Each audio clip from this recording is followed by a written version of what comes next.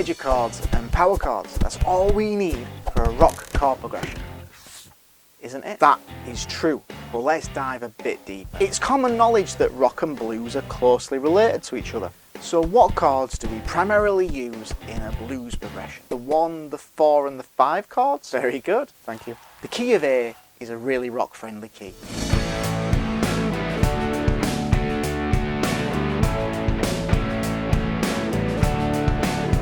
Sounds alright, I guess. Harlan Howard once said, "All I need is 3 chords and the truth." I prefer Einstein's quote, "To make it really rock, let's throw another chord into the mix."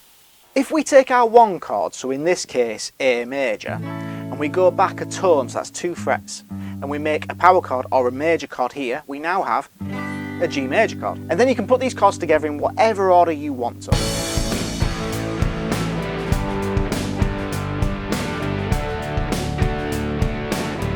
I think Einstein was right, you know. This sounds like a rock progression to me, but why? In the key of A major, we have a G sharp note. We don't have a G note. So technically, we can call this a flat 7 major chord because we're taking the 7th degree of the scale, G sharp, we're flattening it by a semitone, and we're turning it into a major chord. Hence the name flat 7 major chord. If we want to get really technical, we can say that we have borrowed this chord from the parallel minor. Stop, stop, stop. This is getting very confusing now. I know. So let's look at it from this point of view. If you were to solo over a blues progression, what scale would you go to first? The pentatonic minor? That's right, we usually learn at first to use the pentatonic minor scale. Using this pentatonic minor scale over a blues progression, even though we're playing over major chords, sounds bluesy.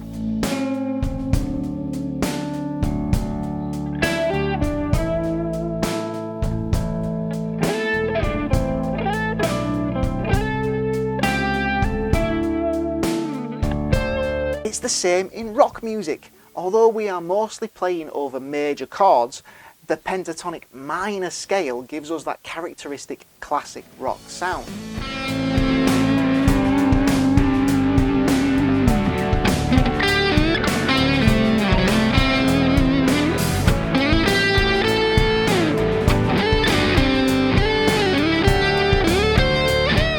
So one way of looking at this chord progression is that we're taking the G note from the pentatonic minor scale, adding it to our chord progression, but using it as a major chord or a power chord. I think I get that. So no matter what key you're in, if you take the 1 chord of that key, go back a whole tone and make a major chord or a power chord, you've got another chord that you can add alongside the 1, 4 and 5 that's going to sound pretty good. So if I was in C, then I could have a C major, go back a tone, make a major chord, and I can use those alongside my 1, 4 and 5 chords.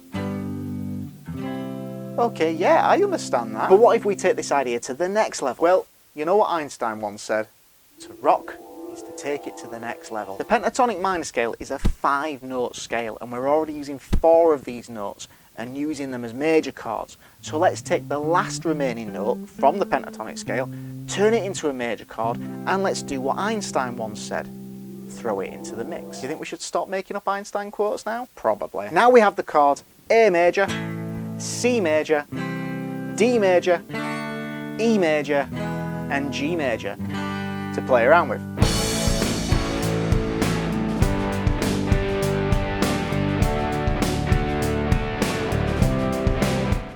I think that sounds pretty cool. Always remember the famous Einstein quote, press the like button and subscribe to the channel. So I'm going to rock out in A minor pentatonic over this chord progression. I hope it's giving you some new ideas for you to play around with in your playing. Check out my Patreon page where you can get the backing track and get access to Patreon only content. You should check out this video next because I think you're going to enjoy it.